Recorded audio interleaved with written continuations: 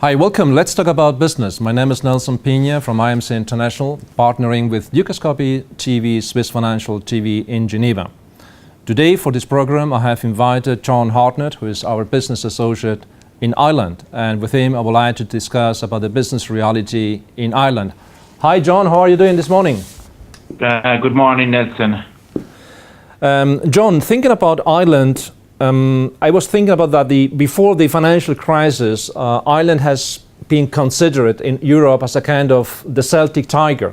Where is Ireland today? Has become a European Celtic cat? Yes, Nelson, I suppose from 2005 to 2008, we certainly bore the boom as a full entity. And unfortunately, when we had to get assistance from the IMF and the Troika, it was very difficult for us. But within the last 12 months, even the 16th of December of 2013, only a few months back, we have officially exited the bailout, which is a phenomenal achievement for such a small country.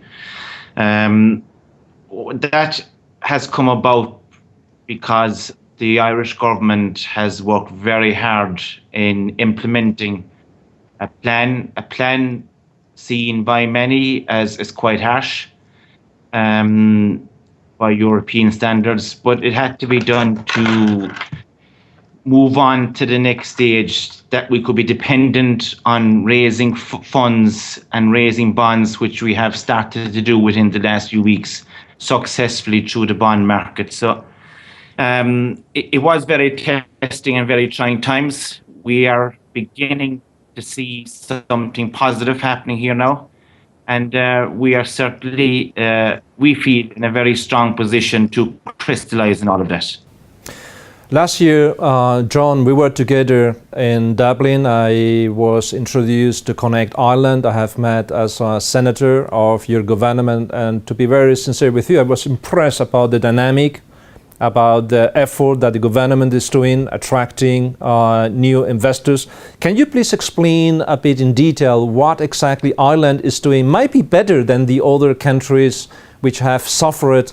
I'm talking about Spain or Italy. I'm not talking about Greece, but might be more related to Spain and Italy. What is Ireland doing better or different than the other countries? Okay. The result has been very positive. The government implemented a plan which was seen by many to be quite harsh. But it had to be harsh for the simple reason the results bear that, as I said earlier, last year we exited the bailout, which is a phenomenal triumph for us, for such a small country. And they've implemented a plan which meant that we maintained the corporate tax structure that we have already, which is 12.5%, one of the best in the European Union. The education system that we have has been invigorated, which is extremely positive, and the R&D development grants, which are very attractive for people coming into Ireland, have also been endorsed. So those coupled with also putting private agencies in place to maximise the potential of exports, which Enterprise Ireland are very, very important part of. The IDA, which is a government-related body, which attracts inward investment into Ireland. And Connect Ireland, Nelson, whom you met yourself, and we had a lovely meeting with them, a company that helps to employment growth in Ireland by attracting small to medium-sized companies coming into Ireland. Hard work was a lot of it, people making sacrifices to make sure that the end result was for the betterment of us as a people and of our country. Some years ago, exactly 2011, Forbes named Ireland as the best country in Europe to do business. Correct. And I think might be you have a very good marketing, and if you go to Dublin, you see a lot of multinationals, American multinationals, Asian multinationals being based in Dublin particularly. Let's talk about the reality of the Irish companies, not just about these multinationals. What is the realities of these Irish companies, of the leadership and its Irish people? What are your observations? How they are trying to, I would say, being part of this positive development which you have been explaining over the last 12 months? Okay.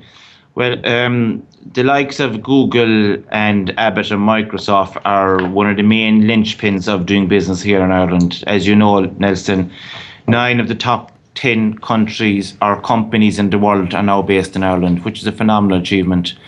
However, we have grown very strong indigenous food companies like the Kerry Group and Glanbia. We have an extremely strong manufacturing base based on our level to produce cost-effective products very efficiently. And that coupled with a natural skill set which we have nurtured, especially in the tougher times that we've had to get out of this recession. And it's important as well, Nelson, when we spoke about when we were in Dublin and when we did our tour around, many of our top class people have immigrated. Now, that is difficult, but I would see sometimes as that being positive, because many of those Irish diaspora, they've settled all over the world and they have come back bringing good funds with them, IDs from where they settled, especially in North America, in China, Australia. And with the help of those people coming home to help us was very significant. Yes, the ideal scenario is that we maintain all the people that we have here. We're a small country. It's not easy to do that. We're very self-sufficient in what we provide. And these people leaving, we have to use it to maximize the positivity by bringing them back to help us and educate us. John, I know that you are dealing in contact with Irish entrepreneurs. Listening to them and watching their activities, what is their major concern currently in Ireland? Nelson, getting access to conventional finances is difficult. Yes, the banks have been capitalized, which is great. Unfortunately, we haven't seen the tap released yet for the outflow of those funds. While the government have made funds available through the SME sector and through special private funds, which is great.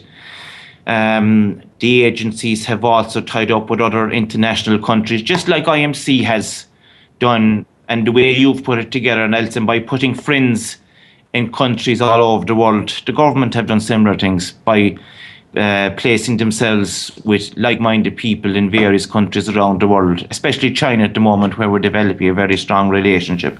What kind of segments, John, what kind of segments, industrial vertical markets are doing well in Ireland, based on your observations? One sector which is doing particularly well at the moment is the food industry. We have a very strong indigenous type product based on a very strong basis of rural life here in agricultural means. If you go to the likes of Asia, Irish food is deemed as gold over there, especially for the demand, the organic, the fresh air, the ability that we have to produce top quality food at a reasonable rate. Aside from food, then we're getting very strong in the medical and the tech industry. We have 2 international hubs, one in tech and the other in medical. And our innovation, greatly supported by the government, is very, very good here and is attracting quite a lot of companies and entrepreneurs into Ireland. I know, John, that you are focusing mostly on the financial sector because the liquidity issue, it's key. It's key, I think, not only in Ireland, in almost in every country.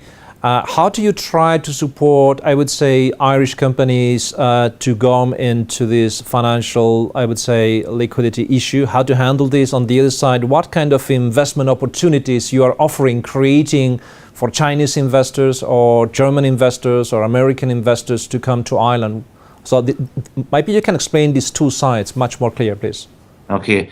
I suppose the first thing there is, as I said previously, Ireland is a very tax-friendly place to invest in. And that's very important for our international peers and our international friends. Liquidity is difficult to get through the conventional methods. So certainly we would have worked in attracting quite a lot of venture capital funds. They can invest through their debt facilities, but more importantly, where we have discovered is investing by taking equity within those companies here in Ireland to develop them more. Those international companies have brought expertise in here, and that expertise has helped to grow these companies more to deal in China, the Middle East, and in Europe and in North America, and setting up quantified JVs, joint ventures with appropriate businesses as well, from internationally to nationally, is very, very important also. The tax incentives here are ideal for that type of scenario, for the unconventional of methods of doing a JV with companies here to do international trading and to do equity partnerships. Thank you. Another point which I consider is a strong argument for foreign companies getting established in Ireland is that Ireland becomes a kind of regional hub to enter the European community, isn't it? Can you explain maybe or give you some observations what kind of companies are using Ireland as a kind of regional hub to enter the European Union or even the Middle East? The way Ireland is positioned, there's an ease of doing business in Ireland. We're very close to North America. We're the first country in Europe that flies in from North America. We're the only English-speaking country, along with the UK, which means an ease of doing business. Our corporation tax structure is very, very good. And certainly the education force that we have is excellent. We have a very well enhanced ability to do business here, as you can understand. Yeah. Okay, John, thanks a lot for your time. It has been an honor to have you here in the studio. I wish you all the best.